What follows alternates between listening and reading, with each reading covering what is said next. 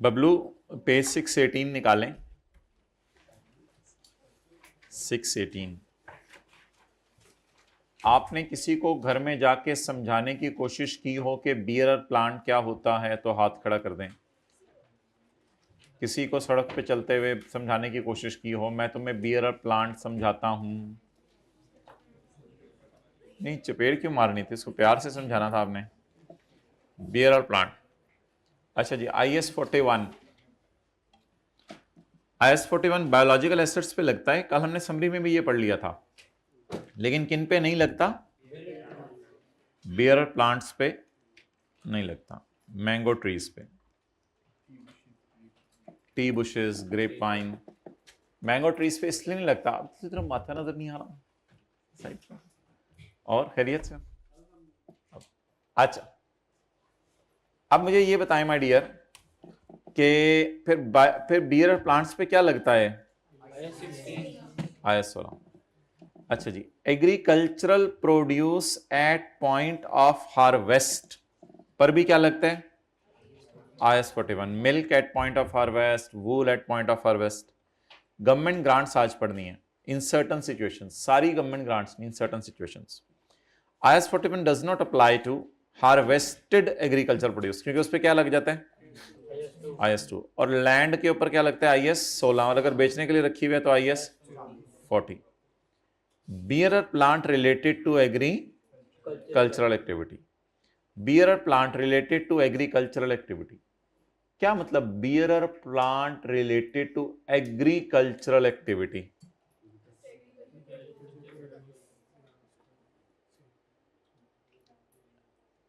Mango tree इसलिए लगा हुआ है ना कि मैंगोस प्लक करके बेचने हैं, तो मैंगोस प्लक करके बेचना एग्रीकल्चरल एक्टिविटी है। एग्रीकल्चरल एक्टिविटी की डेफिनेशन में पढ़े, तीसरा पॉइंट है, agriculture activity is management of biological transformation of tree for the purpose of harvesting mangoes from that asset. तो ये बड़ा इंपॉर्टेंट बात है। उसने पता है क्या लिखा है? उसने ये नहीं लिखा कि IS-41 does not apply to bearer plant. Bearer plant पे नहीं लगता, और वो प्लांट किस लिए था? एग्रीकल्चर। लेकिन उसके ऊपर उगने वाले does apply to produce on those bearer plants. Intangible assets related to, अगर intangible asset related to agricultural activity हैं तो भी नहीं लगेगा। यानी जाहिर बात है, आपने इंटेंजिबल्स कोई रखे हुए हैं जिसपे लिखे हुए हैं कि 10 जानवर हैं हमारे पास, 2 जानवरियां हैं, ये सारा जिसपे आपने लिखा हुआ है, सॉफ्टवेयर है वो। तो ये तो वही है जो डायग्राम हमने एक सफ़े पे पढ़ी थी। शीप से निकलती है वूल, फिर आगे उससे आप जो मर्जी बनाएं। ट्रीज से निकलते हैं गिरे हुए ट्रीज, और फिर आगे उससे लकड़ी बनाएं, लॉग, लंबर। फिर नीचे के डेयरी कैटल से मिल्क निकलता है, फिर आगे मिल्क से आप फ्रूट चाट बनाएं। एक से कारकेस निकलता है, कारकेस उसका ढांचा होता है, गोश्त टाइप। कॉटन प्लांट्स से कॉटन हार्वेस्ट होता है।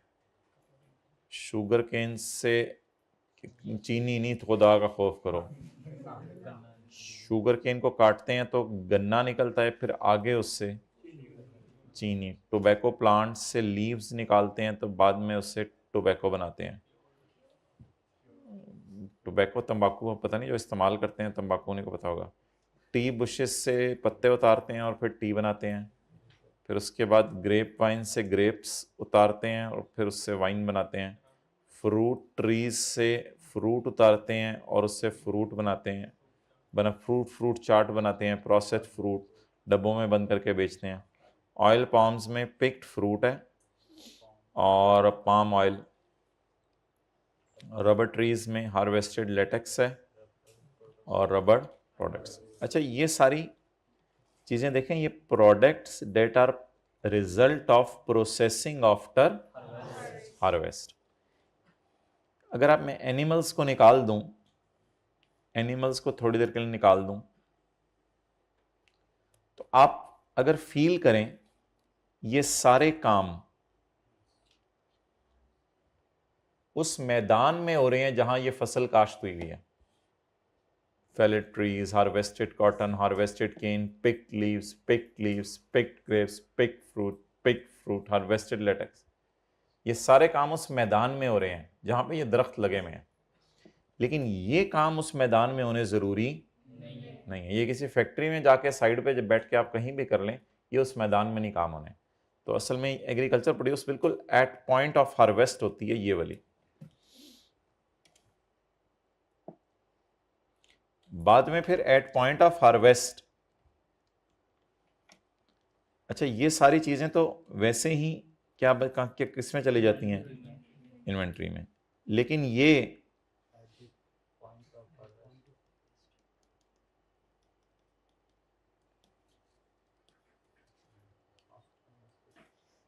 सारी चीजें eight point of harvest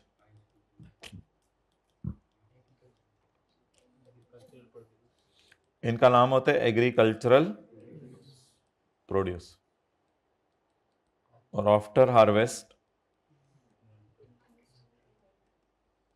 IS2 लगेगा। चलो मैंने तो नोट कर लिया, मेरा पेपर है, अल्लाह बचाए, वैसे हो गए हैं पेपर। अच्छा ये उसी तरह के आपको मैट्रिक ज़रा दोबारा करके आना बेटा।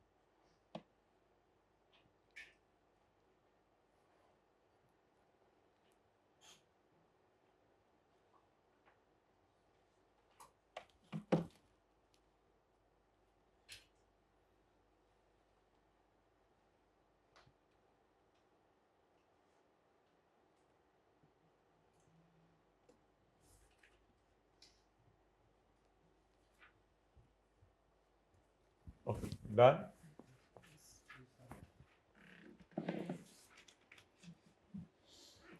अब जरा अल्फाज पढ़ते रहें और देखते रहें आपके जहन में क्या आ रहा है। एग्री कल्चरल एक्टिविटी, वो जो गधा था बड़ा हो रहा था, फॉर सेल और क्रिएटिंग एडिशनल बेबीज, और agricultural produce, agriculture G milk बना था उससे, एग्रीकल्चरल प्रोड्यूस।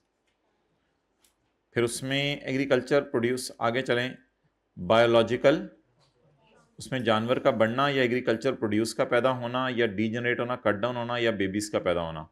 बायोलॉजिकल एसेट था, एग्रीकल्चर प्रोड्यूस थी। हार्वेस्ट होता है डिटैच करना या उसकी लाइफ का ख़त्म हो जाना। फिर उनकी ग्रुपिंग की थी हमने। और बियरर प्लांट वो होता है जो प्रोड्यूस दे, 1 साल से ज़्यादा दे, और आमतौर पे स्क्रैप के तौर पे बिके। जब बियरर प्लांट किसी काम का नहीं रहता तो इसकी लकड़ी आमतौर पे फायरवुड के तौर पर इस्तेमाल हो जाती है। Mango trees, grape vines, rubber trees normally bearer plant की मिसालें हैं। इनको IS 16 के मुताबिक रखा जाता है। लेकिन ऐसे दरख्त जो कि लकड़ी के लिए काश्त किए गए हैं, या ऐसे दरख्त जो लकड़ी और फल दोनों के लिए लगाए गए हैं, या ऐसे दरख्त जिसके आलू की दरख्त तो नहीं, माजरत, बेलें वगैरह आलू की जो साल के अंदर अंदर फसल दे जाते हैं, ये तीनों एग्री इसकी डेफिनेशन पे पूरे नहीं उतरते। बियरर प्लांट की, बियरर प्लांट के डेफिनेशन पे नहीं उतरते। क्यों नहीं पूरे उतरते? क्योंकि इन सारी बातों में से किसी एक जगह इनमें आ जाता है नो। तो जब भी नो आ गया तो ये बियरर प्लांट नहीं है। लेकिन प्रोड्यूस जो उनके ऊपर उग रही है उसमें हमें कोई मसला नहीं है।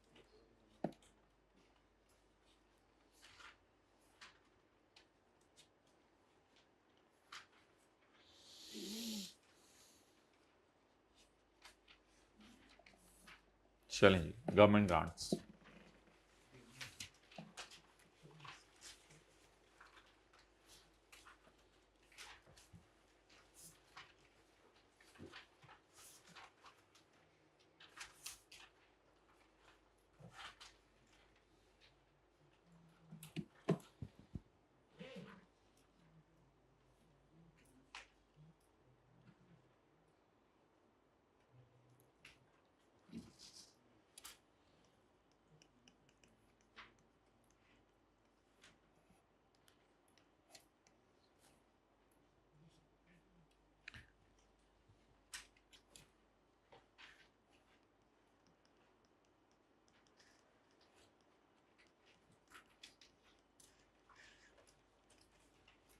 मिसाल दें, बायोलॉजिकल एसेट्स जिनको fair value minus cost to sell पे रखा जाता है।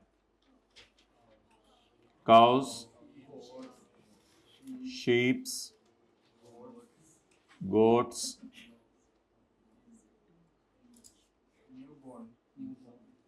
न्यूबॉर्न काओ भी तो सुई उत्थे खड़ी है जी। हाँ जी, हाँ ट्रीज की तरफ मैं लाना चाह रहा था, ट्री का नाम बोलें। वॉलनट ट्री मिसाल के तौर पे, या चेरी का ट्री जिसकी लकड़ी भी महंगी होती है। तो मैं ट्रीज की तरफ लाना चाह रहा था, आप जानवरों के साथ ही रहते हैं सॉरी जानवरों की साथ आपकी सुई रहती है। तो biological assets, biological sheep cow etcetera या वॉलनट ट्री एटसेट्रा, ऐसे बायोलॉजिकल एसेट जिनको fair value minus cost to sell पे रखा जाता है, इनके ऊपर माय डियर IS 41 लगेगा। IS 41 में आपको ग्रांट मिल सकती है अनकंडीशनल।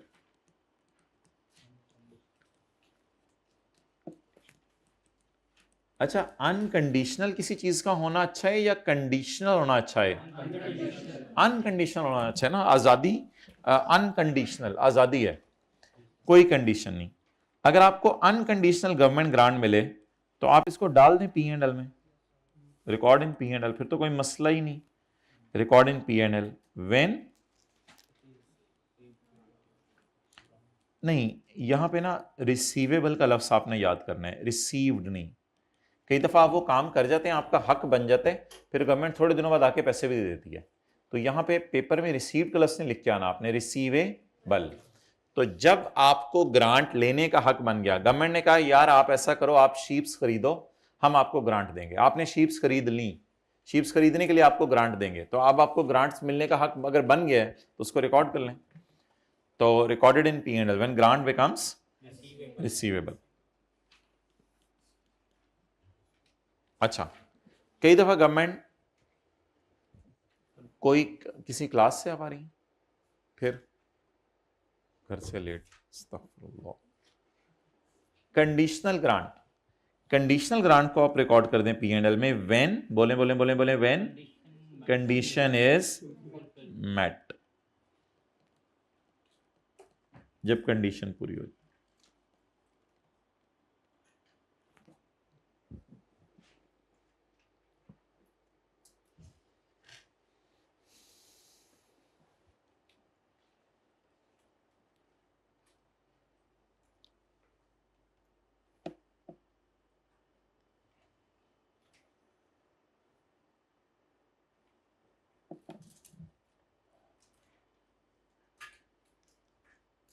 अच्छा, और अगर BRL प्लांट है या biological asset kept at cost, ये कौन से थे biological asset kept at cost? ये वो वाले सींग वाली गाय थी जो अभी नई नई पाकिस्तान में आई है और उसकी फेयर वैल्यू पता नहीं चल रही। तो biological assets kept at cost, इस पे IS 20 के रूल्स लगेंगे, गवर्नमेंट ग्रांट्स जो PPE पे लगते थे, क्योंकि ये तो PPE में आती है, फिर IS 20 के रूल लगेंगे, फिर IS 41 के रूल नहीं लगेंगे। IS 20 में फिर आपने गवर्नमेंट ग्रांट्स पढ़ी हुई हैं।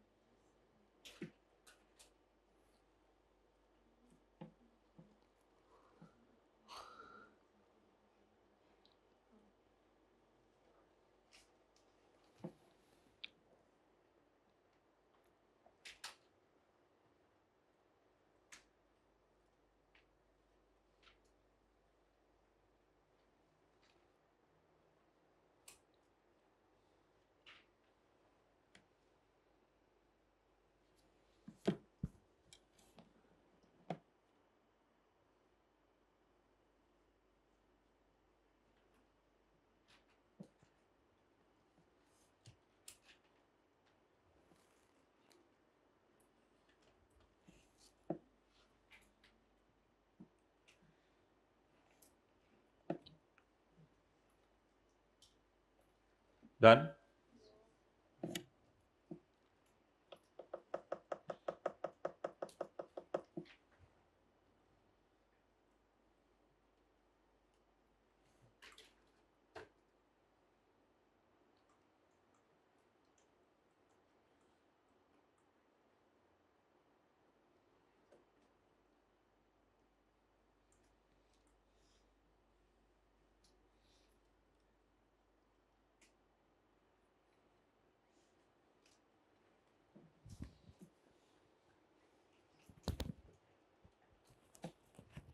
पॉज करना,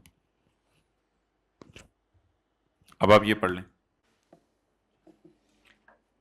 okay my dear, biological assets measured at fair value less, बोले सारे इधर बायो, भाई इधर देखा करें ना, साथ साथ कॉन्सेप्ट बने, मैयर्ड एट फेयर वैल्यू माइनस, जो भी लेट आए अटेंटिव रहे, बिल्कुल नया कॉन्सेप्ट पढ़ाना शुरू किया।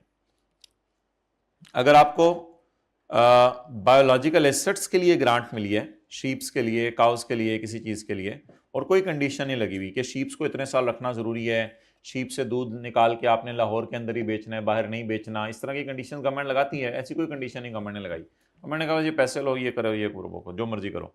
N unconditional grant should be recorded as income when the grant becomes receivable, जब ग्रांट्स रिसीवेबल हो जाए। और कंडीशनल ग्रांट, कंडीशनल ग्रांट पहले जरा नीचे आ जाए। अनकंडीशनल ग्रांट, कोई शर्त नहीं, ये वो उर्दू लिखने में गलती होगी, कोई शर्त नहीं, तो अगर मिल जाए तो बहुत अच्छा, कैश डेबिट इनकम क्रेडिट, और अगर मिली नहीं, वादा कर लिया गवर्नमेंट ने, तो रिसीवेबल डेबिट इनकम क्रेडिट। और कंडीशनल ग्रांट की कैसे एंट्रीज करनी है वो देखें अगले सफे पे आके।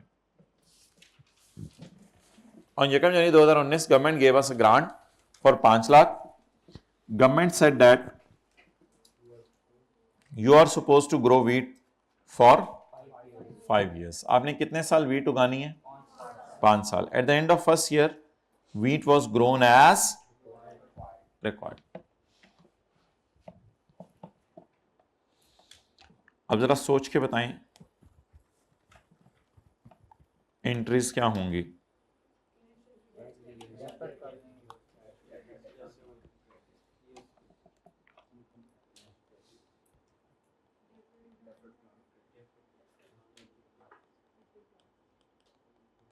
लाइबिलिटी कर लें, डेफर्ड ग्रांट कर लें, जी कितनी, इसको इनकम में क्यों नहीं लेके गए? कंडीशन लगी हुई, क्या कंडीशन लगी हुई है? You are suppose to grow wheat for 5 years। 31/12/19 तक 1 साल व्हीट ग्रो हो गई, अब क्या एंट्री करें?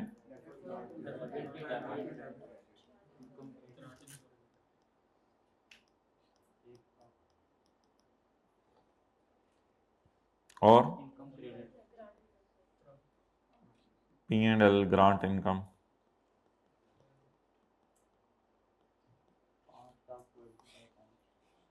जी 5 लाख,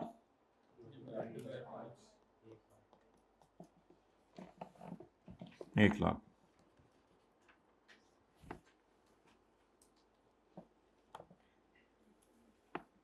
लिख लें, रजिस्टर पे नोट करेंगे, क्या करेंगे? जी मैं बताने लगा हूँ वो।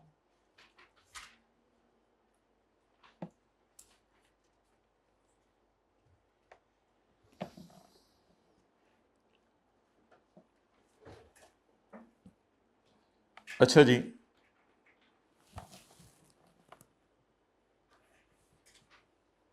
अब आप मुझे ये बताएं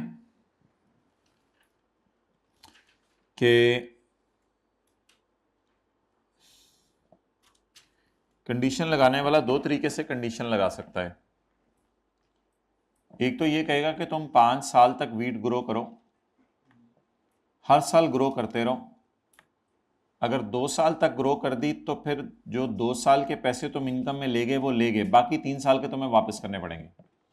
ये कंडीशन लगाने वाला ये भी कंडीशन लगा सकता है कि तुम जैसे ही ग्रांट लो तुमने उसको पूरा करना है, और 5 साल तक तुमने चौथे साल भी अगर कंडीशन वायलेट कर दी तो सारे पैसे इमीडिएटली तुम्हें वापस करने पड़ेंगे। उसमें मैं ये नहीं देखूंगा कितने तुम इनकम में ले गए हो या नहीं ले गए। ऐसी सूरत में तो आपको इनकम में लेके जाना ही मुनासिब नहीं है हर साल। तो इस सवाल में कोई इतनी हार्ड शर्त नहीं लगी हुई थी, इसलिए मैं 1 साल की इनकम बुक कर ली थी। लेकिन अगर इसी सवाल में लिखा होता, ये एग्जाम्पल 1 है, अगर यही लिखा होता एग्जाम्पल 1A और इसमें लिखा होता assume if you do not meet condition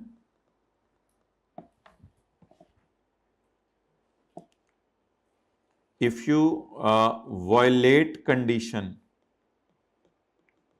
if you violate condition at any time, किसी भी वक्त, 2 साल बाद, 3 साल बाद,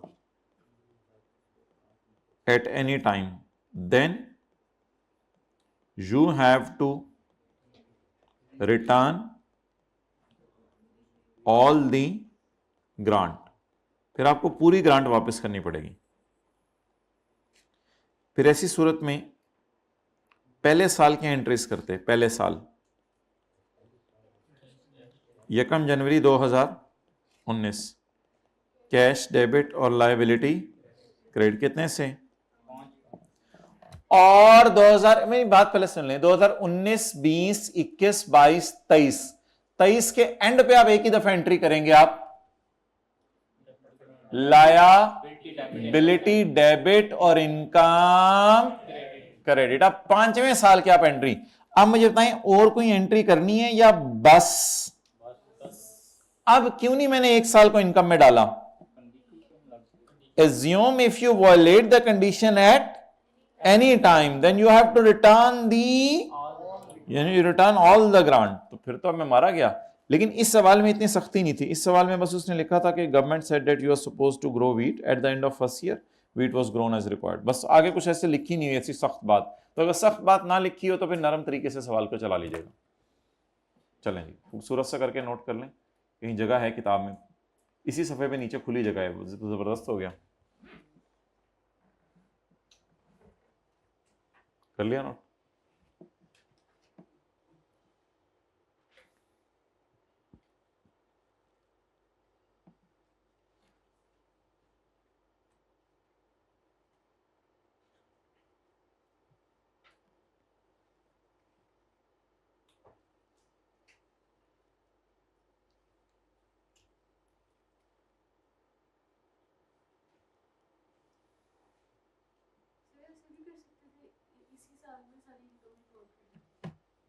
नहीं, इसी साल में तो इनकम नहीं। अगर उसने कहा कि 5 साल तक ग्रो करो फिर तो 5 साल, और अगर उसने कहा 5 महीने ग्रो करो तो फिर इसी साल सारी इनकम रिकॉर्ड कर लें।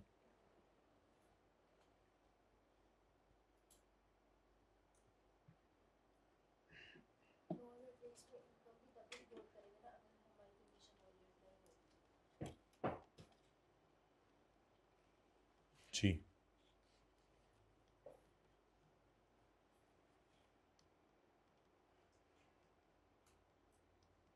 नो अदर एंट्री इन 2019 लिख लें।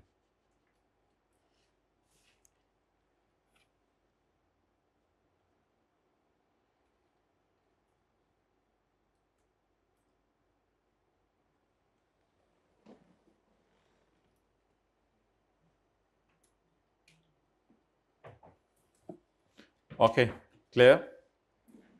चलें जी आगे।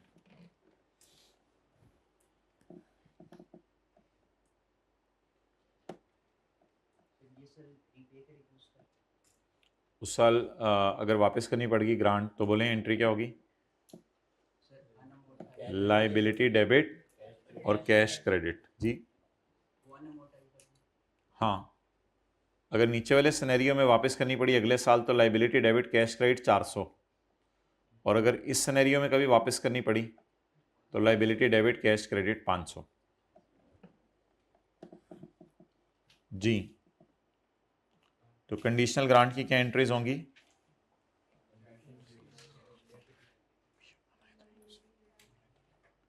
कैश डेबिट लायबिलिटी क्रेडिट, और व्हेन कंडीशन इज फुलफिल्ड, और जब कंडीशन पूरी हो जाए liability debit may be recorded on yearly basis, may be immediately on meeting condition, and maybe after 4 to 5 years भी तो हो सकता है ना। तो यानी कंडीशन पूरी करते ही या ईयरली बेस पे। कई दफ़ा कंडीशन ऐसी लगी होती है ना कि तुम ये पैसे ले लो और तुम गाय खरीदनी है बस जो मैं बताऊं उस नस्ल की, तो अब वो गाय ही आपको 2 साल बाद मिली तो भी पैसों को लायबिलिटी में रख लें, फिर हर साल इनकम में ना डालें, फिर 2 साल बाद जब भी 1.5 साल बाद, पौने 2 साल बाद गाय खरीदें, फौरन उसको इनकम में डाल, वो इनकम में बुक कर लें। ओके,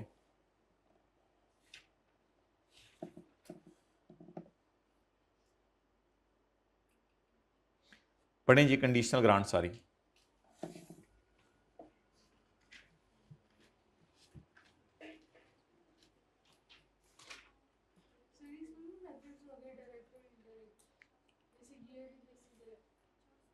इसमें जो IS-20 में थे, इसमें बस इसी तरह होगा कि अगर आपको जो है वो ग्रांट मिल गई और मिल के जो है वो आपने कंडीशन 5 सालों में आहिस्ता आहिस्ता पूरी करनी है, तो 5 सालों में इनकम में डालते रहें। और अगर उसमें कोई ऐसी सख्त बात लिखी हुई है तो उसको फिर आप रोक दें और 5वें साल के एंड के ऊपर जो है वो इनकम में डाल लें। बस सिंपल इसमें इस तरह है, सिंपल चीज़ें हैं, तो इसमें इतनी कोई कॉम्प्लिकेशन नहीं है। पढ़ें जी conditional grant. If a government grant related to a biological asset measured at fair value less is conditional, including when government grant requires an entity not to engage in specific activity। इसमें ये भी हो सकता है कि ये खरीदना ये नहीं खरीदना, not to engage in specific activity। An entity shall record the government grant in P&L when and only when the conditions attaching to grant are met। Partial recognition भी हो सकती है। Terms and conditions of grant vary। For example, a grant may require an entity to farm in a particular location for 5 years, जैसे wheat है, and require the entity to return all the grant if farms for a period shorter than 5। In this case, the grant is not recorded in P&L until the 5 years have। ये कौन सी हमारी example थी? Excellent, excellent, excellent। Example 1A। However, the terms allow part of it to be retained। अगर terms allow करें part of it to be retained, तो फिर क्या करें? According to this, according to the time has left, the entity recorded that part in P&L as the time passes। ये कौन सी example है? Example 1।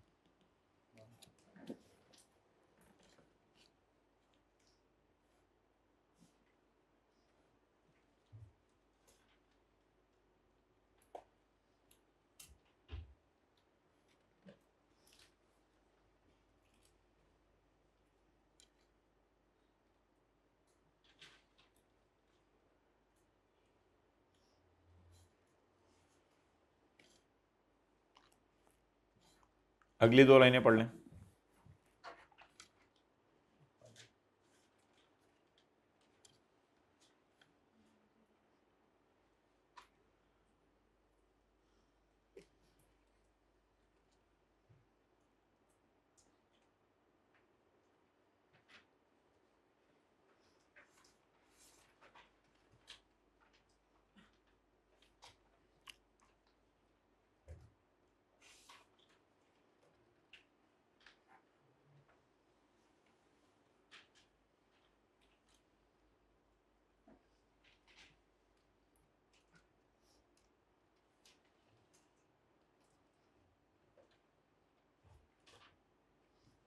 Done.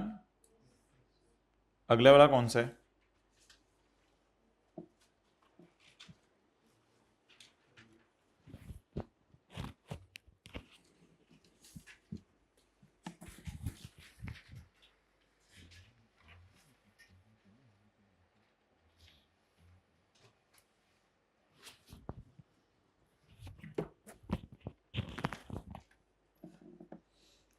अगर जो है if the biological asset has been measured at cost, मिसाल दें biological asset has been measured at cost, सींग वाली काओ, और इट्स बियर, जिनकी फेयर वैल्यू मालूम नहीं होती, ज़्यादा अच्छा जवाब है, और it is then requirement of IAS 20 accounting for should be applied. Disclosures में अगला सफ़ा आ जाए।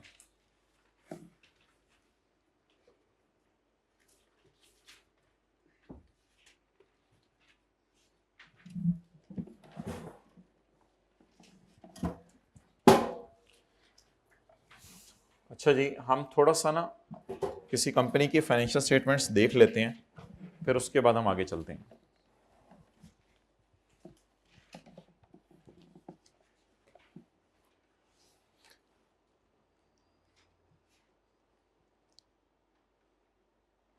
इधर ये देखिएगा जरा, कीनिया आ रहा होगा।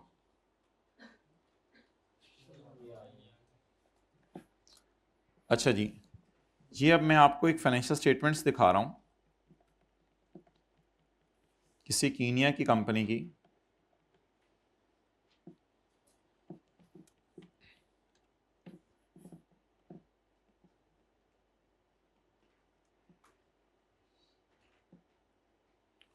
प्रिंसिपल एक्टिविटीज इनकी क्या हैं?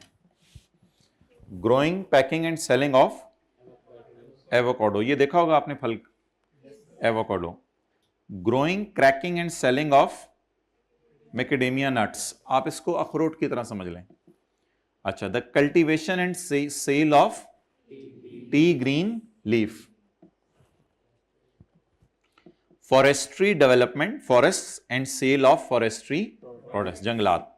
Live stock farming, livestock, जानवर, उनके फार्म हाउस बनाना, एनिमल्स को फीड करते हैं, और सेल ऑफ बीफ। और इसके बाद ब्लूबेरीज डेवलपमेंट। तो सारी ही एक्टिविटीज बजाहिर इसकी एग्री कल्चरल एक्टिविटीज हैं। तो ये एक फाइनेंशियल स्टेटमेंट्स हमें मिली थी जिसमें काफी ज्यादा जो है वो IAS 41 की आपको एप्लीकेशन नजर आएगी।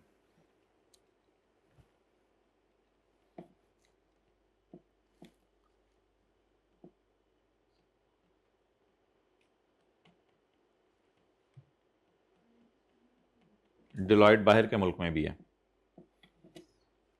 देखें जरा P&L इसका कैसे बना हुआ है। सेल आ रही है, जिस तरह सेल और कॉस्ट ऑफ सेल की हम एंट्री करते थे, सेल आ रही है, और क्या आ रहा है, gain arising from change in fair value less cost to cell of non current. ये वो रिकॉन्सिलिएशन वैसे जो गेन लॉस आता है ये वो वाला है। इस तरह का इनका P&L बना हुआ है, ठीक है। बाकी P&L मोर और लेस सेम है। अच्छा, ये जरा देखें क्या चीजें हैं।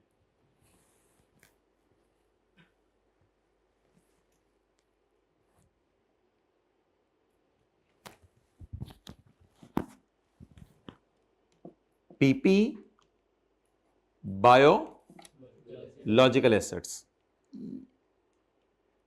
ये क्या लिखा हुआ है करंट एसेट्स में, biological assets growing agricultural produce में। ये पोटैटोज भी हो सकते हैं, ये ट्रीज पे लगे हुए मैंगोज भी हो सकते हैं जो अभी ग्रो कर रहे हैं, लेकिन इनको फिर बायोलॉजिकल एसेट क्यों लिखा है? क्योंकि ये लगे हुए हैं, लगे हुए हैं तो जिंदा हैं, और ये 1-2 महीने के अंदर अंदर उतर जाएंगे। डन। अच्छा, पीपी और बायोलॉजिकल एसेट्स आपको कहां नजर आएंगे? नोट नंबर 18 और नोट नंबर 6 में।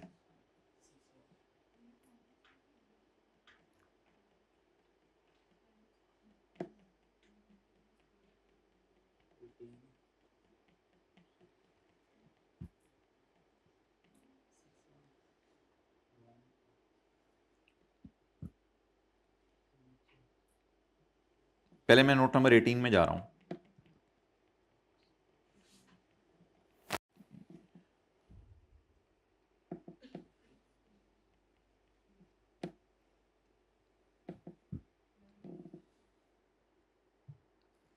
ये खुल रहा है।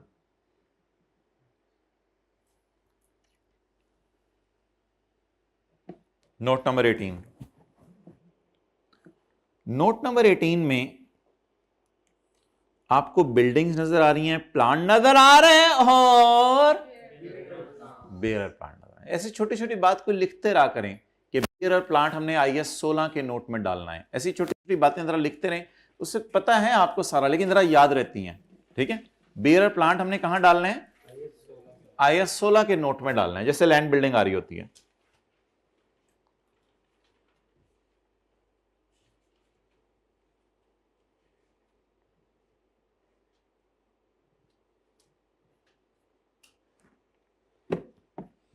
डन। तो एक चीज हमने क्या सीखी आज, कि किसी कंपनी के हमने मैंगो ट्रीज या एप्पल ट्रीज देखने हो तो वो हमें कहां मिलेंगे? पीपी के नोट में, बियरर प्लांट में। और अल्लाह का शुक्र है साथ साथ ये डेप्रीशिएट भी हो रहे होंगे। डन। अच्छा जी, आगे चले माय डियर, और कौन सा नोट था? Note number 6, biological assets. Biological assets का आपको नोट नजर आ रहा है, उसमें area planted at year end is 1834 hectares नजर आ रहा है। Area planted at year end is forestry plantations hectares. Area भी हमने बताया हुआ कितने एरिया पे हमारी जमीन है। इसके बाद अच्छा, असल में ये थोड़ी सी आपको सैर कराई जा रही है। सैर कराई जाने के बाद जब डिस्क्लोजर आप पढ़ेंगे ना, आप कहेंगे आओ अच्छा ओ ओ ओ वो जो लिखा ओ ओके ओके आगे चलें, ओके ओके आगे। Cattle number at year end. Cattle number at year end का क्या मतलब है? ये क्या चक्कर है, इनके पास सिर्फ हेड है तो फुट नहीं है उनके। अच्छा, हेड से मेरा नंबर काउंट किए हुए हैं, यानी बच्चों के हेड में गिनूं तो मतलब बच्चे भी तो नीचे हैं, टीचर भी है, मेरा भी हेड। तो हेड से क्या मुराद है? कितने जानवर हैं। ऊपर रुपीस तो नहीं लिखा हुआ, नहीं, हेक्टर्स और हेड्स लिखा हुआ है। तो कंपनीज क्या बताती हैं कि हमने कितने एरिया के ऊपर फॉरेस्ट लगाया हुआ है और कितने हमारे पास जानवर हैं। अच्छा, इसके बाद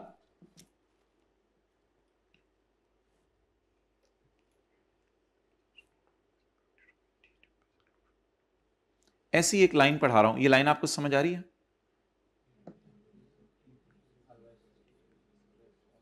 agriculture produce of T bushes. रुक जाएं, क्या होती है agriculture produce of T bushes?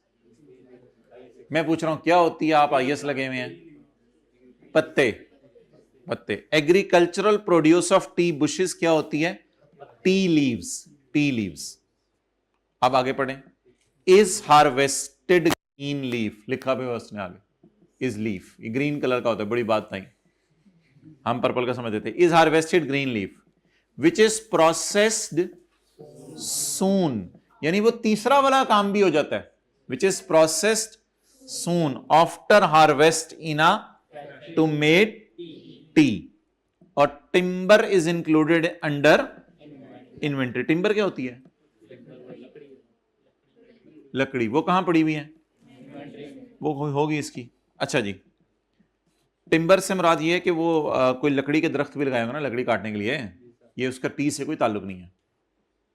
अच्छा, इसके बाद अगली चीजें मैं आपको मोटी मोटी दिखा दूं नोट नंबर 6 में, और हमारे अगर काम की कोई चीजें आ रही हैं।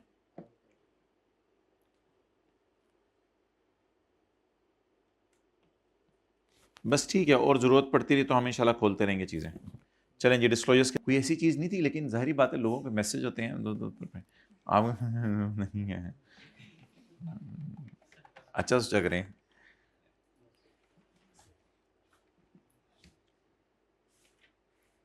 चलें जी, डिस्क्लोजर शुरू करने लगे। बटन खोल लें अपने, बटन खोल लें, डिस्क्लोजर शुरू होने लगे। हो उत्ते वाला खोल रहे हैं, थोड़ी मेहरबानी पाई जान। Disclosure, general disclosures. कौन से disclosures? An entity shall disclose the aggregate gain और लॉस। अच्छा, हमारे पास ना एक और सोर्स भी है डिस्क्लोजर्स की। अब मैं इसमें से मुनासिब समझ के देख लूंगा, अगर आपसे कोई शेयर चीज करनी हुई तो मैं आपसे उसको शेयर कर लूंगा इंशाल्लाह through a screenshot, just like yesterday. वो नोट्स में स्क्रीनशॉट भी आपको पता है पड़े हुए थे। ये ना आई कैप ने फाइनेंशियल स्टेटमेंट्स अपनी वेबसाइट पे अपलोड की हुई हैं। उसमें आई कैप ने सारे स्टैंडर्ड के डिस्क्लोजर्स के रेफरेंसेस दिए हुए हैं कि IS 41 में पैरा 41, IS 41 में पैरा 43, IS 41 में पैरा 50। तो उसने ये सारे डिस्क्लोजर्स के रेफरेंसेस दिए हुए हैं माय डियर। तो इसको भी मैं थोड़ा आपको दिखाना चाहता हूं। एक नोट है जिसकी हेडिंग है बायो एट 31 दिसंबर 2009 लाइव स्टॉक कंप्राइज 2051 कैटल, जिसको थोड़ी देर पहले मैंने आपको पढ़ाया। उधर हेड्स के नाम से लिखा हुआ है, इधर अंग्रेजी में लिखा हुआ है। क्या फर्क पड़ता है, बताना ही है यूजर्स को। पिछले साल इतने थे, उसमें इमेच्योर कितने हैं? 51। इस तरह यूजर को दिखा देना बात लिख के, it is called as disclosure.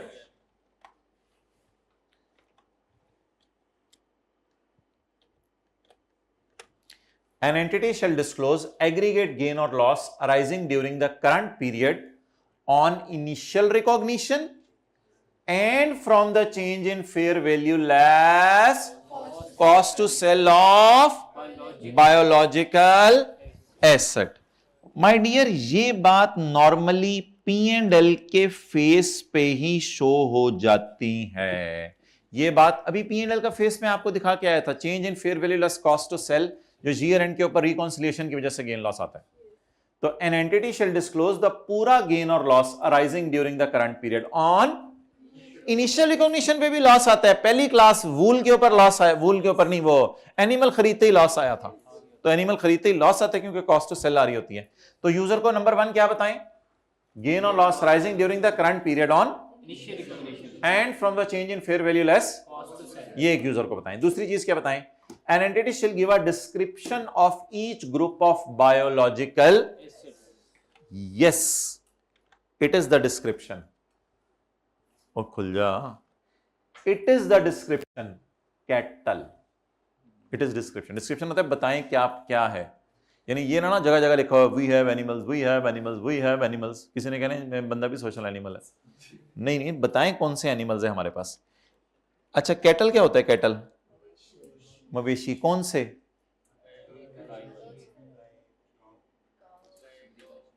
नहीं, कैटल गाय के लिए यूज होता है। कैटल तो ब्रॉड लव्स नहीं है, नहीं कैटल सिर्फ काऊ के लिए यूज होता है। मेरे ख्याल से तो सबके लिए यूज नहीं होता। जिसको चराया जाता है उसे कैटल कहते हैं। कैटल इज अ लार्ज, देखो लोग हंस रहे होंगे जिनको कैटल पता होगा वो हमारे ऊपर, इधर वाले बता नहीं रहे। Are cows in cattle the same? ठीक है, हमारे जैसे हैं गूगल पे भी। तो मेरा ये मतलब है कि आपने जानवर का नाम बताना है, ये मैं कह रहा हूं। जानवर का क्या बताना है? कि हमारे पास काउ है, हमारे पास जो है वो शीप्स हैं, हमारे पास बफलोज हैं, क्या हैं उनका नाम बताना है। इससे मुराद है इसकी डिस्क्रिप्शन। आगे चलें जी। An entity shall give a description, narrative or quantified of each group of biological, लिख के या फिर क्वांटिफाई करके आगे तादाद बता दें। बीफ कैटल कितनी है, डेयरी कैटल बीफ गोश्त के लिए कितनी रखी हुई है, दूध के लिए कितनी रखी हुई है, फ्रूट ट्रीज कितने हैं और वीट प्लांट्स कितने हैं। ये आप क्वांटिफाई कर दें बेहतर है, खाली अंग्रेजी लिखने से गुजारा नहीं, क्वांटिफाई कर देंगे तो बेहतर होगा। हेड्स थे जैसे उसमें कि कितनी क्वांटिटी है। हाँ जी, वीट प्लांट में एरिया बता दें, एरिया उसने हेक्टर्स जैसे एरिया बताया हुआ था कि कितने एरिया के ऊपर है। Next, an entity is encourage to provide a quantified description of each group of biology. Encourage to provide a quantified description, quantities बताना इनकरेज्ड है, वरना बैलेंस शीट में तो उनकी प्राइस ही आ रही होती है। क्वांटिटीज बताना इनकरेज्ड है। An entity is encouraged to provide a quantified description each group of biological asset, her group की अलग अलग बताएं। Distinguishing between consumable biological assets and bearer biological assets। consumable biological assets और ये consumable और bearer क्या होते हैं, ये मैंने आपको एक डायग्राम अभी दिखानी है। consumable biological assets and bearer biological assets और between mature and, ये आई कैप ने दिखाया हुआ है मेरे ख्याल से कि इसमें टोटल कितनी है 20, उसमें से 51 के हैं तो बाकी मैच्योर। अब आई कैप का ये दावा है कि डिस्क्लोजर का पैरा 41, 43 और 46 के बी का 1 इसमें कवर हो गया। ठीक है, आई कैप का ये दावा है कि इस डिस्क्लोजर में पैरा 41 और 43 कवर हो गया है। हम देखते हैं हमने कौन सा पैरा पढ़ा है। आई कैप का दावा है कि 41 और 43 डिस्क्लोजर ये है। समझ आ गई बात? तो अगर हमारे पास और जानवर या ट्रीज होते तो उनको भी हम यहां पे ऐड कर देते। तो अल्हम्दुलिल्लाह अब मैं स्क्रीनशॉट इसका आज अटैच कर सकता हूं आपके साथ, जिसमें मैं जो है 41 और 43 का रेफरेंस भी अगर दे देंगे तो आप परेशान नहीं होंगे। आगे चलें। तो ये छोटा सा डिस्क्लोजर था पैरा 41 और 43, और ऊपर वाली चीज कहां कवर हो जाएगी हमारे पी एंड, और ये चीज नॉर्मली कहां कवर होगी, P&L के फेस में या notes to the financial statements में, नोट्स में नॉर्मली कवर हो रही है। कुछ समझ आ रही है थोड़े थोड़े डिस्क्लोजर क्या होते हैं? ओके आगे चलें। An entity shall present a reconciliation, ये तो आप बना रहे हैं। आई कैप की बनाई हुई देख लेते हैं, आई कैप की बनाई हुई देख लेते हैं। पैरा 50, 50 बी, पैरा 40, 50, काफी सारे पैरा इसने कवर किए हैं यहां पे। Reconciliation of changes in carrying amount. इसको इसने अलग नोट बनाया या नोट की दुम में डाल दिया है?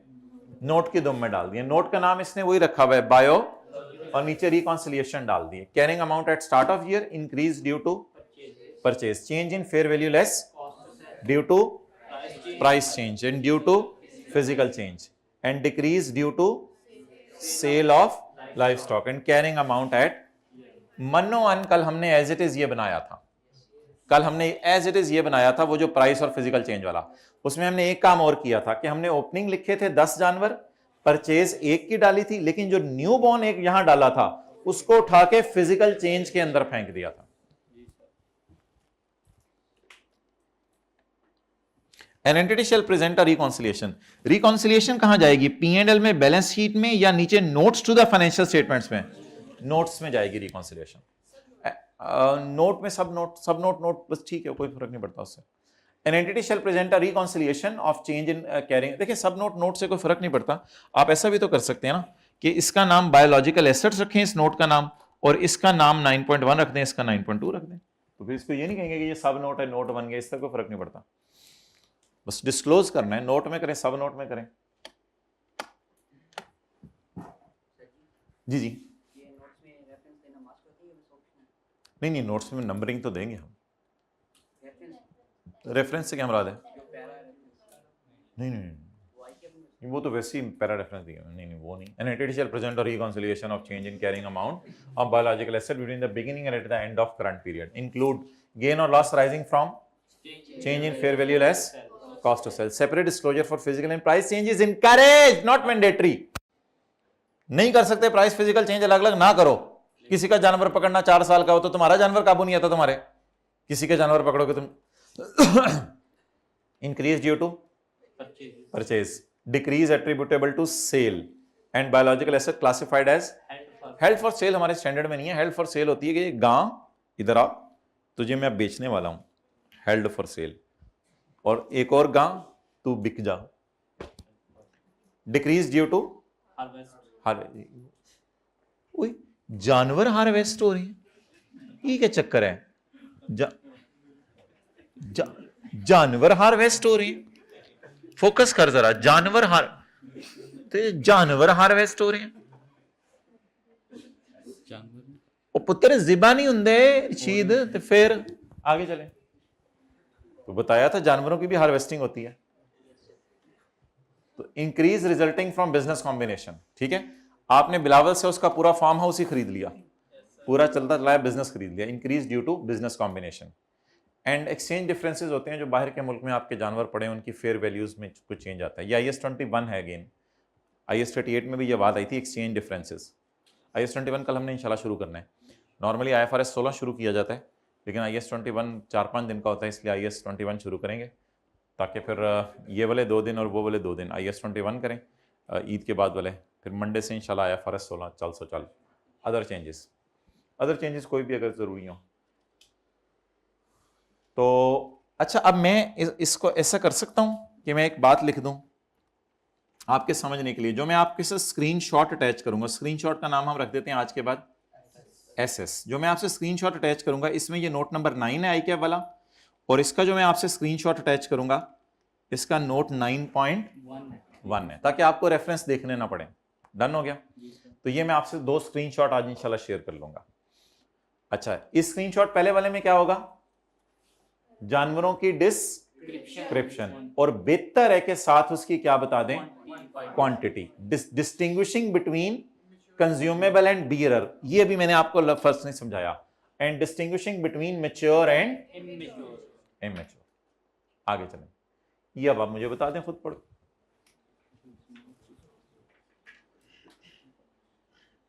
अगर फाइनेंशियल स्टेटमेंट्स में जो इंफॉर्मेशन पब्लिश हुई भी है उसमें और कहीं नहीं डिस्क्लोज किया हुआ, तो फिर ये भी बताएं। नेचर ऑफ इट्स एक्टिविटीज, अभी वो जो कीनिया वाली दिखाई थी, उसने पहले सफे, उसने तो P&L बैलेंस शीट आपको पता है शुरू होने से पहले ही एक सफे पे लिख दिया था, मैं ये काम कर रहा हूं। 6-7 काम वो कर रहे थे मेरे ख्याल से। तो कहीं नेचर भी तो बताए ना अपने बिजनेस की। ऐसा ना हो कि जानवर नजर आ रहे हो, देखने वाले को पता ही ना चले कि जानवर दूध बस्ते हैं या कट्टन बस्ते हैं, तो पता ही ना चले कि फॉर स्लॉटर हैं या फॉर मिल्क हैं, वो तो फिर यूजर को पता है। तो इसलिए सबसे पहले अपने बिजनेस की क्या बताएं? कहते हैं वैसे ये नेचर मुझे पता है, P&L बैलेंस शीट और नोट्स के अंदर लोग बताते नहीं है, एल्सवेयर ही कहीं बता देते हैं फाइनेंशियल स्टेटमेंट में, इसलिए एल्सवेयर बताई हुई है तो ठीक है, नहीं बताई हुई तो फिर कहीं नोट्स में ही डाल के बता दें. And non-financial measures or estimates of the physical quantities of each group of biological assets at the end of period, and non-financial measures of physical quantities. Non-financial measures, ये जो हेड काउंट है ये भी एक टाइप का non financial है, ये money नहीं है, ये नंबर हैं. या अगर खुल के मैं बात करूं, आउटपुट ऑफ एग्रीकल्चरल प्रोड्यूस, कितने किलो आपके जो है वो इस साल दूध निकला, ये भी मुझे कहीं बता दें, या कितना आपका वूल निकला ये भी बता दे. आउटपुट से क्या मुराद है?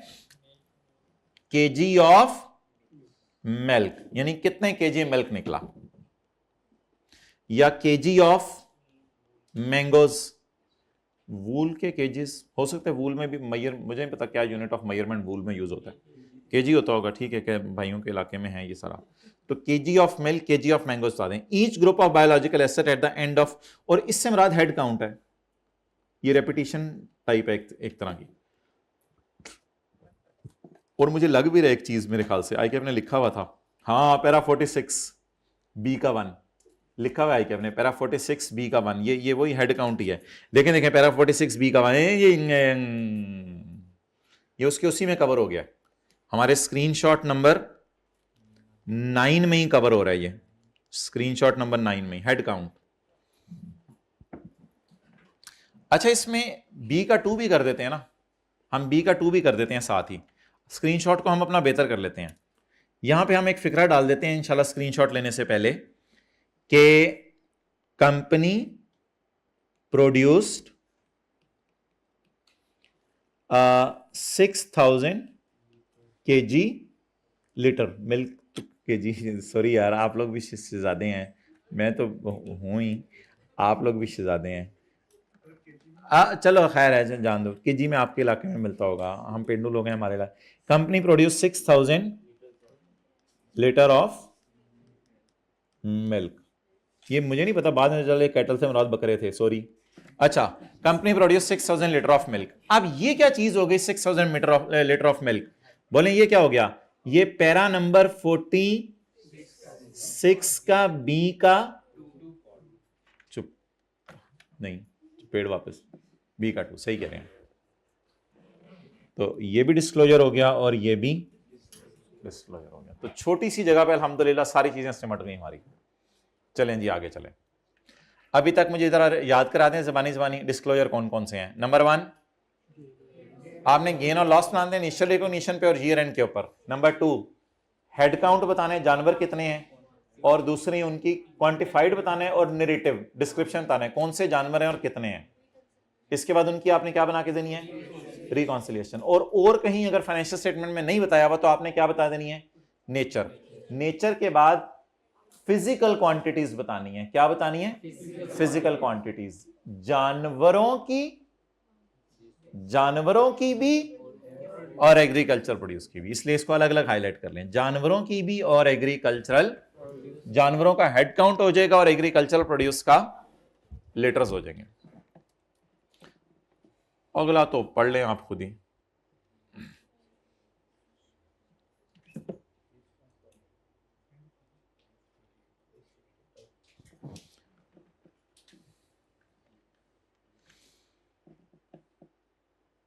ये नहीं आई कि अपने डाला हुआ, ये कीनिया वाले में देखते हैं.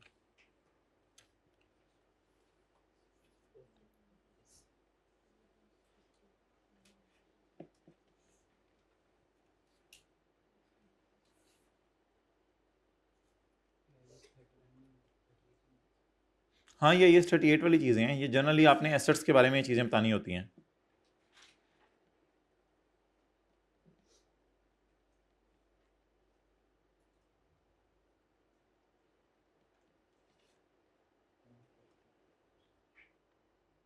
हाँ मिल गया अल्हम्दुलिल्लाह, मिल गया.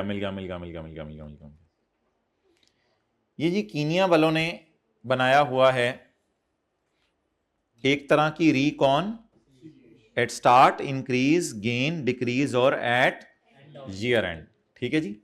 लाइफ स्टॉक की अलग बनाई हुई है और पौधों की अलग बनाई हुई है। डन। अच्छा, there are no biological assets whose title is restricted. मतलब बताएं, कहते हैं हमारे पास कोई ऐसे बायोलॉजिकल एसेट नहीं है जिनके टाइटल पर रिस्ट्रिक्शन लगी हो। यानी हमने कोई ऐसे दरख्त से ऐसे जानवर नहीं खरीदे हुए जिन पे गवर्नमेंट ने कोई रिस्ट्रिक्शन लगाई हो, इनको बेच नहीं सकते, ये नहीं कर सकते, वो नहीं कर सकते। गवर्नमेंट ने कोई रिस्ट्रिक्शन लगाई हो, यार ये तो किसी और के जानवर थे, भी डिसाइड करते हैं कोर्ट में किसका है किसका नहीं है। अल्हम्दुलिल्लाह there are no biological asset whose title is restricted. आगे चलें। और there are no biological asset which are pledged as security for. हमारे कहते कोई ऐसे जानवर नहीं है जिनको हमने सिक्योरिटी के तौर पे कहीं रखवाया हो कि अगर हमने लोन बैंक लोन लेके भागे तो हमारी जो पीली वाली गाय है ना, वो बेच देना। अच्छा जी, ज्यादा होगी, sorry. There was no commitment for development और acquisition of biological assets year end. अल्लाह का शुक्र है हमने अगले साल कोई बायोलॉजिकल एसेट खरीदने का वादा अभी तक नहीं किया। जब कभी खरीदने पड़े खरीद लेंगे, अभी तक कोई वादा नहीं किया। और अगर कमिटमेंट होती तो लिख के बता देते। तो ये तो मुझे फिर ऐसा करते हैं कि आईके वाले नोट को ही हम बेहतर कर लेते हैं ताकि हमारे स्क्रीनशॉट के अंदर ज्यादा दही ना मचे। ऐसे ही यहां पे थोड़ा सा जगह बना के, ये वाला डिस्क्लोजर तो हमारे लिए है ही नहीं, क्योंकि ये तो देखें, ये तो IFRS 13 का है, वो तो हमारे सिलेबस में नहीं आया IFRS 13, इसलिए इसको तो हम वैसे ही फारग कर देते हैं। अब यहां पे हम छोटी सी जगह बना के लाइन डाल देते हैं। बोलें क्या? 9.2 ही बना देते हैं इसको। बोलें देयर आर,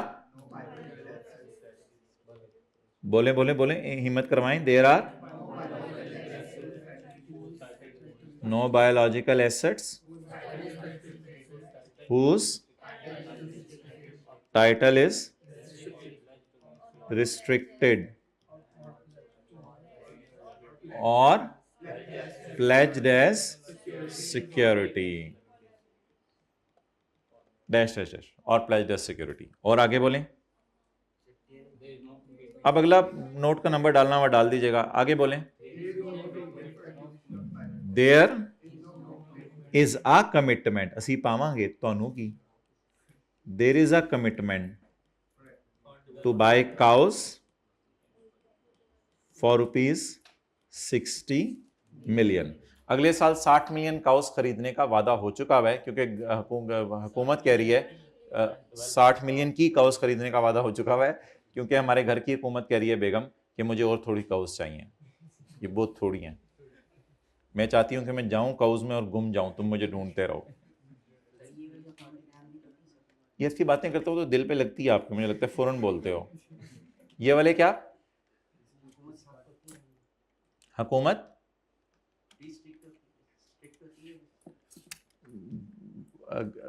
कौन सी जो बेगम होती है वो रिस्ट्रिक्ट होती है या नहीं? देखो कितना टेक्निकल सवाल इसने पूछा है। इसके ऊपर माय डियर किताबें लिखनी है लोगों ने। ये दूर के ढोल सुहाने, ये बस मैं कहूंगा। पढ़ें जी आगे। आजकल तो सड़क पे मैंने देखा है, उसने वॉक कर रहे थे मियाँ बीवी, अच्छे वाले पढ़े लिखे लग रहे थे, और उन्होंने जो लड़ाई करनी शुरू की है, वो बच्चे के उठाने उठाने पे लड़ाई हुई है, और मैं एकदम गाड़ी पार करा, मैं चीपा चीपा क्या शुरू हो गया है। तो अच्छे वाले पढ़े लिखे इंजीनियर डॉक्टर्स लड़ रहे होते हैं ऐसे। An entity shall disclose, entity shall disclose the existence and carrying amount of biological asset whose title is। ये क्या मतलब होता है existence and carrying amount? यानी ऐसे बायोलॉजिकल एसेट हैं भी या नहीं है, और वो कौन से हैं, और अगर हैं तो उनकी कैरिंग अमाउंट क्या है, जिनके टाइटल के ऊपर क्या है? Restriction. And the carrying amount of biological assets pledged as security, the amount of commitment for development और acquisition of and financial risk management strategies relating to agricultural activity। मुझे financial risk management strategies बताएं relating to agricultural activity. मुझे बताएं agricultural activity कैसे expose होती है financial risk से। अगर दूध की प्राइसेस गवर्नमेंट के कंट्रोल में है तो फिर इसका मतलब है आप उस रिस्क को मैनेज करने के लिए क्या स्ट्रेटेजी अपना रहे हैं। हो सकता है आपने दूध की प्राइसेस किसी अगले बंदे से पहले ही तय कर ली हो, कोई ऐसा मसला हो सकता है, कई स्ट्रेटेजीज लोग बना लेते हैं इस रिस्क से बचने के लिए, लेकिन कई लोग स्ट्रेटेजीज नहीं भी बना पाते। अब मिसाल के तौर पे मैं आपको ये कीनिया वाली अगर फाइनेंशियल स्टेटमेंट्स दिखाऊं तो इन्होंने लिखा हुआ है कि financial risk management is carried out, financial risk को मैनेज कर रहे हैं हम बाय फाइनेंस डिपार्टमेंट। शुक्र है, हमने समझा था सेल्स डिपार्टमेंट मैनेज करेगा। Under policies approved by board of, ये क्या पॉलिसीज हैं जिनसे तुम फाइनेंशियल रिस्क मैनेज कर रहे हो? These policies provide principles for overall risk management as well as policies covering specific areas such as foreign exchange risk, interest rate risk और credit risk. हमारे लेवल पे हम इसकी मिसाल सिर्फ क्रेडिट रिस्क लिख लेते हैं क्योंकि बात इतनी ज्यादा इस लेवल पे टेस्टेबल नहीं है। फाइनेंशियल रिस्क मैनेजमेंट की मिसाल हम सिर्फ लिख लेते हैं क्रेडिट रिस्क। अब बताएं आप क्रेडिट रिस्क को कैसे मैनेज करते हैं? क्रेडिट रिस्क को ऐसे मैनेज किया जाता है कि आप दाएं बाएं वाले लोगों से पूछते हैं कि इस बंदे को मैंने ये चीजें सप्लाई करनी है, ये जानवर बेचने लगा हूं, ये उधार पे ले रहे हैं, पैसे भी दे सकेगा या नहीं दे सकेगा? या उसे कहते हैं कि भाई ये जानवर ले लो, अगला बंदा कहता है मैं महीने बाद पैसे दूंगा, आप कहते हैं अपनी बेगम का जेवर सिक्योरिटी के तौर पे रखवा दो। तो आप अपना क्रेडिट रिस्क, वो तो खुद कंगाल हुआ पड़ा है, आप अपना क्रेडिट रिस्क मैनेज कर रहे हैं। तो क्रेडिट रिस्क वही मैनेज, क्रेडिट रिस्क मैनेज करना यही होता है कि आपने साथ वाले को पैसे दे दिए, अब आप परेशान है कि यार इसको मैं मैनेज कैसे करूं, तो उसका बैग ही रख लें अपने पास, उसका रजिस्टर रख लें FAR 2 वाला, अभी तक लेक्चर 12 वाला, लेक्चर 12 उसमें नोट हुए हैं, कितनी प्रेशियस चीज आपने रख ली। तो आगे चलें जी। Agricultural activities often exposed to, climatic बोलते हैं, पता नहीं क्लाइमेटिक बोलते हैं, जो भी आप लोग बोलते हैं, हमें तो उधर से पढ़े हुए हैं उर्दू मीडियम टाइप से। Agriculture activities often exposed to climatic disease and other natural risks if an event occurs that gives rise to a material item of income or expense। अगर कभी मटेरियल आइटम ऑफ इनकम और expense आ जाए, disease की वजह से क्या होगा? मेरे ख्याल से तो मटेरियल एक्सपेंस आएगा। डिजीज लगेगी तो मैंगो मांजो भी नहीं लगेंगे देखने में, मैंगो सारे बेचारे जामुन की तरह नजर आएंगे। तो disease and natural risk, climatic changes आ गई, हवा आई और शेख रशीद के बाग के सारे मैंगो बिलावल के बाग में ले गई, climatic changes. If an event occurs, और ऐसा हादसा हो गया कि एक को तो खर्चा आ गया, दूसरे को इनकम हो गई, वापस कर देंगे इंशाल्लाह। If an event occurs that give rise to material item of income, बहुत ज्यादा इनकम आ जाए इसकी वजह से, या बहुत ज्यादा एक्सपेंसेस आ जाए। नेचर फिर बताएं क्या हुआ था, हवा चली थी, आंधी चली थी, या कोई पास से गुजरा था, बताएं। The nature and amount of that item are disclosed in accordance with IS 1। Examples, मतलब IS 1 की नजर में अगर वो मटेरियल है तो बता दें। Examples of such an event include outbreak of viral and disease, there is a flood, there is a sphere, कहत होता है मेरे ख्याल से, पता नहीं, and a plague of insects, insects का पूरा जुमगट्टा आ गया। चलें जी, ये तो ऐसे बच्चों वाला, ये खुद ही पढ़ लें। अगला डिस्क्लोजर तो बच्चों वाला है, हम तो बड़े हो गए हैं, अगर हमें बच्चों वाले डिस्क्लोजर पढ़ाएंगे तो हमारा क्या बनेगा?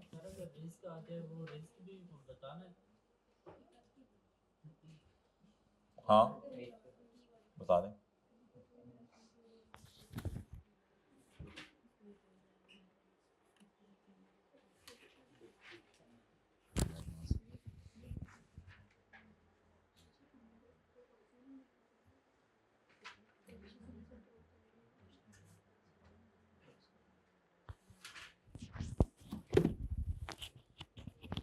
बना दो दूसरा पार्ट भाई। ये किसके डिस्क्लोजर है, जल्दी से बताएं।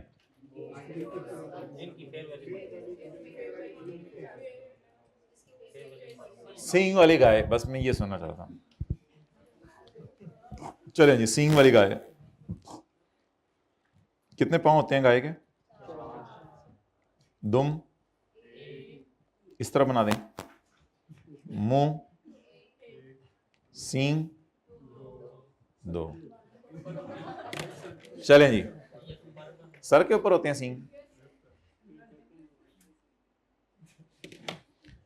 Disclosure if fair value cannot be measured reliably. If the entity measures biological asset at cost less any accumulated sin and any accumulated impairment loss at the end of period. The entity shall disclose for such biological asset description seeing वाली guy. Explanation of why fair value cannot be made reliably. Actually, the fair value is not made reliably because it is a very unique and the special cow being imported by me or from the outskirts of Germany. ये हो गया point B. Point C. Thank you. Thank you. If possible, the range of estimates within which fair value is highly likely. Well, I think its fair value may be from $7 million to $8 million. लंबी आगे चलें. Point D, depreciation method used. Well, I like straight लकीर method for it. And the useful life गा क्या programme है? मैं 30 साल बाद मजूंगी. मज, ठीक है. Useful life is 3 years, 30 years. The gross carrying amount, वो तो जाहिर बात है बाहर के मुल्क से आपने खरीदी है, gross carrying amount cost तो आपको पता होगी. And accumulative sin, aggregated with accumulated impairment losses at the beginning and at the end of. ये तो वही हो गया. तो ये point F तो IS 16 वाला हो गया. पॉइंट डी ई एफ बल्कि सारा ही IS 16 वाला हो गया. ए और ए बी सी नए हैं. कौन से जानवर हैं, क्यों फेयर वैल्यू नहीं पता, और अगर आपको कोई अंदाजा है फेयर वैल्यू का इतने करोड़ से इतने करोड़ है तो वो बता दें. IS 40 में इस तरह लिखा हुआ था. ठीक है. अच्छा जी. In addition the reconciliation shall also include the following. यार ये रिकॉन्सिलिएशन वो वाली है, IS 16 वाली है. इसमें इंपेयरमेंट लॉसेस तो आते हैं, reversal of impairment losses and depreciation. ये IS 16 वाली हैं सारी बातें. ये बता दें आखिरी 2-3 लाइनें तो आपको पता है यार, ये तो फारक सी हैं.